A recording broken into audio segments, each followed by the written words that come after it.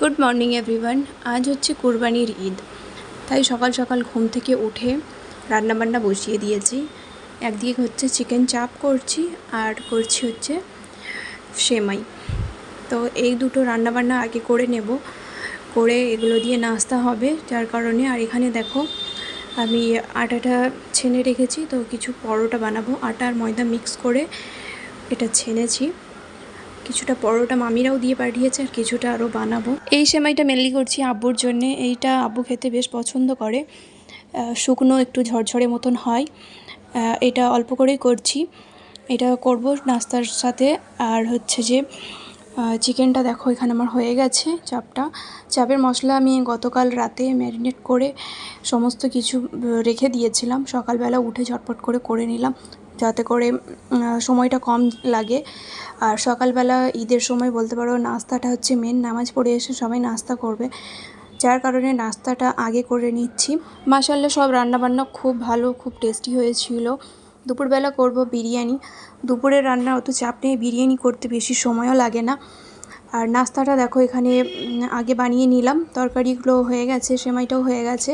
পরোটাগুলো দেখো এখানে আমি এক এক করে ভেজে নিচ্ছি। খুবই সফট আর মুচমুচে পরোটা হয়েছে, খুবই ফাইনভাবে পাতলাভাবে বেলেছিলাম। পরোটা একটু পাতলা পাতলা ভালো লাগে, মোটা পরোটা ভালো লাগে না।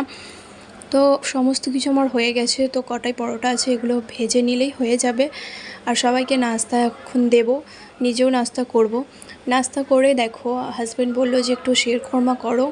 সত্যি বলতে ও সেভাবে ঈদের দিনে এত কিছু রান্না করি ঠিকই, ও কোনো জিনিসটাই ওর খাবার সেরকম চাহিদা নেই। শিরখোরমা, দই বড়া এই দুটো জিনিস যদি করি এগুলো একটু খাই। বছরের কুরবানির ঈদটা সবার কাছে একটু অন্যরকম। অন্য জিনিস করব বলে ভেবেছিলাম না, আর ইচ্ছাও হচ্ছিল না যে কিছু করি, তাও করলাম সবার জন্য, সবার কথা ভেবে। যে বাচ্চা আছে, হাজব্যান্ড আছে, বাচ্চা তো ছোটো খেতে পারে না, তবুও হাজব্যান্ড ওর জন্যই মেনলি করা, এটা ওটা আমি করে থাকি। আর সবাই ঈদের দিন তো মানুষ বানিয়েই থাকে নানা রকম জিনিস। দেখো অনেকক্ষণই হয়ে গেছে আর আমি ফ্রিজে রেখে দিয়েছিলাম এটা ঠান্ডা হওয়ার জন্য। আমাকে তো এটা ঠান্ডা ঠান্ডা বেশি ভালো লাগে খেতে। গরম গরম হাজব্যান্ডকে, আবুদেরকে সব দিলাম। গরমটাও ভালো লাগে, ঠান্ডাটা যেন আমাকে বেশি লাগে, একটু দেবে ক্রিমি ক্রিমি হয়ে যায়, বেশ ভালো লাগে খেতে। তখন আমি নিজের জন্য বার করছি, এটা আমি এখন খাবো। আর সমস্ত কাজ বাজ হয়ে গেছে, রান্না বান্না, গোসল করলাম, নামাজ পড়লাম, সমস্ত কিছু করে এখন আমি এটা বার করেছি, একটু খাবো বসে। আর ছোট একটা ব্লগ তোমাদের সাথে শেয়ার করলাম, ঈদের ব্লগ। আসসালামু আলাইকুম everyone, welcome back to my channel friends blog. কেমন আছো সবাই? আশা করি সবাই ভালো আছো, আমিও ভালো আছি। সবাইকে জানাই ঈদ মোবারক। আজকে হচ্ছে কোরবানির ঈদ। ছোটোখাটো একটা তোমাদের সাথে ব্লগ শেয়ার করলাম। কিছুই ভালো লাগছে না, মনেই হচ্ছে না যে আজকে কোরবানি, যার কারণে ব্লগও বানানোর ইচ্ছা হচ্ছে না, কিছু ভালো লাগছে না। যদিও না শেয়ার করলে নয়, তাও একটু তোমাদের সাথে শেয়ার করলাম।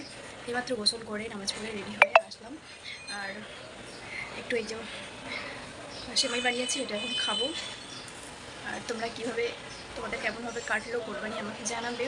তো আমাদের বলতে পারো এই বছরটা খুব একটা ভালো কাটেনি, এটা সত্যি কথা। আর এখানে মনেই হচ্ছে না যে কোরবানির ঈদ হচ্ছে বলে। বলতে পারো আমাদের এই দিকটাতে সবারই একই অবস্থা। সবাই ভালোভাবে কাটাও তোমাদের। আশেপাশে ব্যাকগ্রাউন্ডে আওয়াজ আসছে, যার কারণে ভয়েস ওভার দিতে হচ্ছে। তো পরোটা, রুটি, বিরিয়ানি, সেমাই এসবই বানিয়েছিলাম, তোমাদের সাথে শেয়ার করেছি। তো এইসবই, আর সেরকম কিছু করিনি। আর একটা নর্মাল কাপড় পরেছি, ব্যাস এইসবই। তো চলো আজকের ব্লগটা এখানেই শেষ করছি। ছোট একটা তোমাদের সাথে ঈদের ব্লগ শেয়ার করলাম, কেমন লাগলো তোমরা জানাবে। সবাই ভালো থাকবে, সুস্থ থাকবে। আল্লাহ হাফিজ।